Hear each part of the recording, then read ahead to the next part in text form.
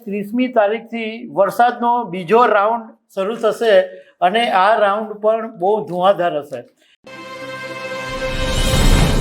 ગયા સપ્તાહમાં વરસાદે આખા ગુજરાતની અંદર ધબધબાટી બોલાવી દીધી હતી.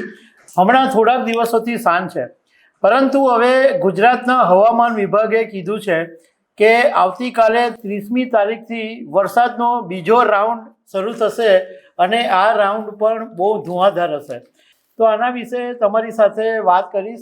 મારું નામ રાજેશ શાહ છે અને તમે જોઈ રહ્યા છો ગુજરાતના સૌથી મોટા ડિજિટલ ન્યૂઝ પ્લેટફોર્મ ખબરછે.com. ગયા સપ્તાહમાં આપણે જોયું કે ગુજરાતમાં ખાસ કરીને દક્ષિણ ગુજરાતની અંદર એટલો બધો વરસાદ પડ્યો કે નવસારી, વલસાડ, સુરત જેવા વિસ્તારો જળબંબાકાર થઈ ગયા. ખાસ કરીને વલસાડની અંદર જબરજસ્ત પૂરના પાણી આવ્યા અને લોકોને ભારે નુકસાન પણ થયું. હવે ગુજરાતના હવામાન વિભાગે કીધું છે કે એક સાથે 4 સિસ્ટમ સક્રિય થઈ છે, એટલે 30મી તારીખથી ફરી એક વખત ગુજરાતમાં વરસાદ પડવાનો છે.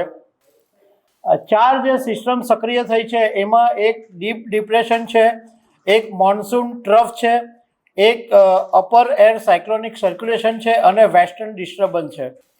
હવે આને કારણે ગુજરાતમાં જે જિલ્લામાં વરસાદ પડવાનો છે એમાં આજે 29 તારીખે જોઈએ તો યલો એલર્ટ છે માત્ર 4 જિલ્લામાં: મહીસાગરમાં, દાહોદમાં, છોટાઉદેપુર અને પંચમહાલમાં. 30 જુલાઈએ ઓરેન્જ એલર્ટ જે વિસ્તારમાં છે એમાં સુરત, નવસારી, વલસાડ, ડાંગ, નર્મદા, છોટાઉદેપુર, દમણ, દાદરાનગર હવેલી.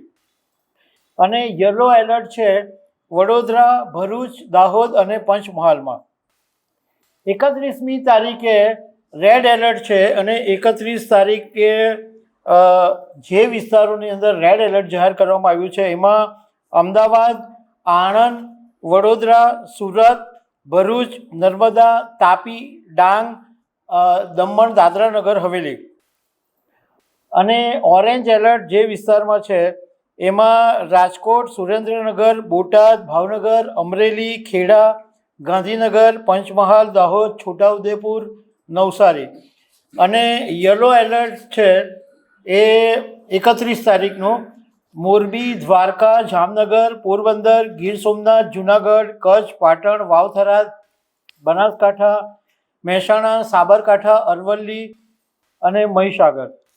હવે આમ મેં તમને અગાઉ માહિતી આપી હતી, પણ ફરીથી એક વખત તમને જાણકારી આપી દઉં કે હવામાન વિભાગ જ્યારે રેડ એલર્ટ જાહેર કરે છે તો એનો મતલબ છે કે ભારેથી અતિ ભારે વરસાદ પડશે અને તંત્રએ એક્શનમાં આવી જવાનું છે.